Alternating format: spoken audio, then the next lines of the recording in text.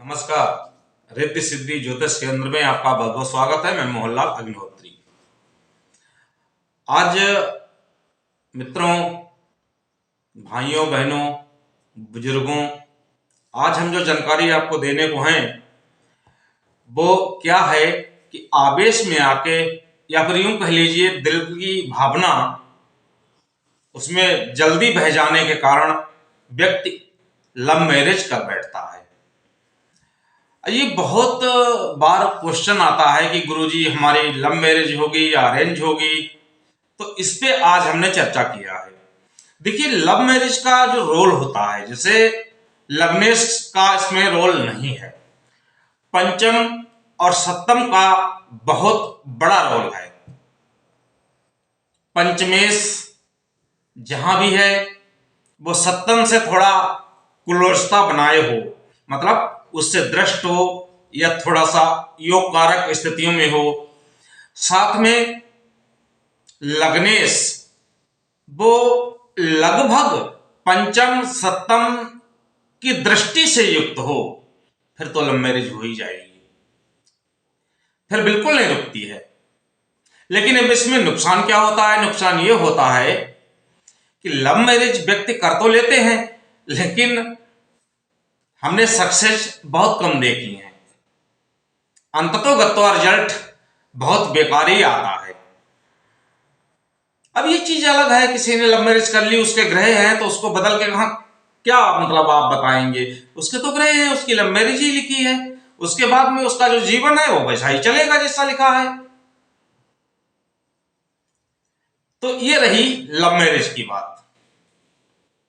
अब इसमें आज हम बताते हैं सरकारी नौकरी के बारे में। बहुत से लोगों का प्रश्न आता है। देखिए भाई, सरकारी नौकरी, अब कोई भी लगन हो, अमूमन मान लो, क्योंकि सरकारी नौकरी या राजयोग जहां पे आता है वहां केंद्र त्रिकोण का महत्व आ जाता है।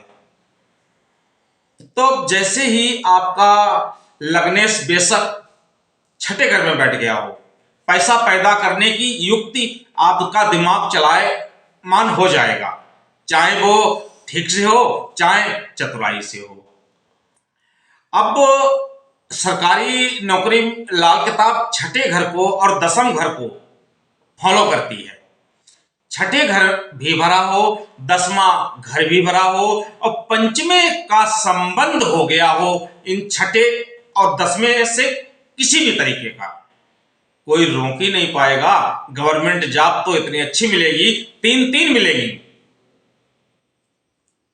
अब इसको चलो, ये तो कुंडली की बात है। हमारे बहुत से साथी कहते हैं गुरुजी ये कुंडली के बारे में हम जानते नहीं, तो हमको बताइए। तो देखिए, मैं अपना हाथ बता रहा हूं। ये हाथ है, ये अंगूठा है, ये बृहस्पति उंगली है, ये शनि उंगली है, ये सूर्य की उंगली है, ये कनिष्ठा यानी कि बुध की उंगली है। अब देखिए, आपको देखिए कि ये बृहस्पति की उंगली हमेशा इससे छोटी होती है, यानी सूर्य की उंगली से बृहस्पति की उंगली कम होती है। लेकिन अमूमन मैंने देखा बहुत लोगों के हाथ में कि एक इससे बड़ी हो जाती है, यानी ये जो है वो कम हो जाती है जैसे सूर्य की उंगली, और ये बृहस्पति की उंगली उससे बड़ी हो जाती है। अब इससे लोग क्या कहते हैं? अब इसका मतलब उनके पास छोटा सा जवाब होता है, जबकि ये स्थिति क्या है? सूर्य दब गया, गुरु उछल गया, बन गया राजयोग। दूसरी चीज, ये हाथ की चौड़ाई यहां पे जितनी है, आगे चल के उंगली के पास आके उतनी चौड़ाई बन जाए या उसके समथिंग थोड़ी बहुत बन जाए, तो सौरभ गांगुली, अमिताभ बच्चन, शाहरुख खान, यानी कि जितनी यहां पे आपका दूरी है, आपको उतनी ही दूरी उंगली में भी देख लें, यानी हाथ उतनी ही दूरी लिए हुए हो, तो अमिताभ बच्चन, शाहरुख खान और बहुत बड़े बड़े पैसा वाले ये होते हैं। ये हस्तरेखा में ये चीज होती है। दूसरी चीज, अब कईयों को मैंने देखा कि अंगूठा, जैसे कि आप मेरा देख रहे होंगे, अंगूठा अगर पीछे झुक जाए समझ लो व्यक्ति हर माहौल में अपने को गिरगिट की तरह बदल लेता है और अपना काम चला लेता है। अगर अंगूठा ना ज्यादा इधर खुले तो समझ लो व्यक्ति को एक बार, दो बार, तीन बार समझाओगे वो लड़ ही पड़ेगा, क्योंकि उसको झुकना नहीं आएगा।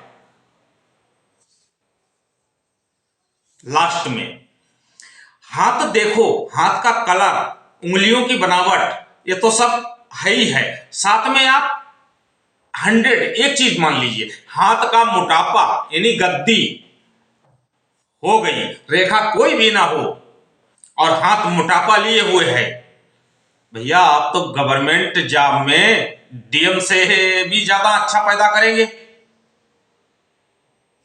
हाथ मोटा यानी ये हथेली मोटी हो और यहां तक मोटी हो, उंगली के बाद में वो भले ही पतली हो जाए, ये है कि व्यक्ति को पास करोड़ों अरबों रुपए होते हैं। नेक्स्ट, यहां पे ये भाग जो अंगूठे का नीचे का भाग है, ये मोटा और ज्यादा मोटा हो जाए, समझ लो ऐसा शख्स पैसा पैदा करेगा और फूंकेगा।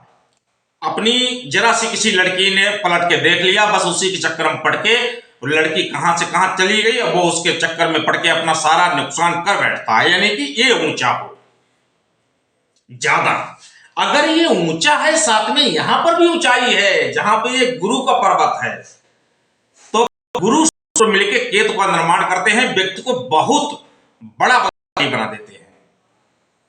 वो आवेश में आके जोश नहीं खोएगा और अपना काम निकालने में माहिर हो जाएगा। और जबकि ये केवल गुरु के शुक्र पर्वत ही ठस हो, बाकी सब नहीं हो, समझ लो ये तो जो पैदा करेगा वो तो लफंगाई में लुटा ही देगा, उसके पास जुड़ेगा क्या।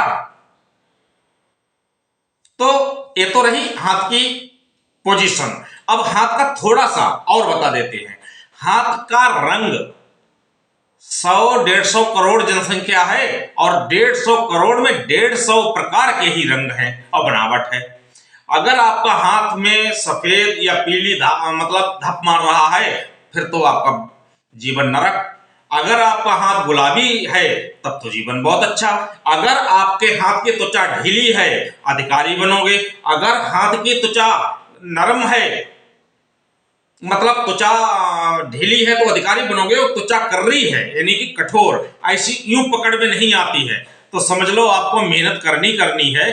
चाहे बेशक आप गेजेटेड ऑफिसर हो, आपको इतनी मेहनत करनी पड़ेगी। और आपसे कोई पूछेगा तो वो यही कहेंगे भैया हमें अच्छा नहीं लगता है, इसलिए हम मेहनत करना मुझे पसंद है।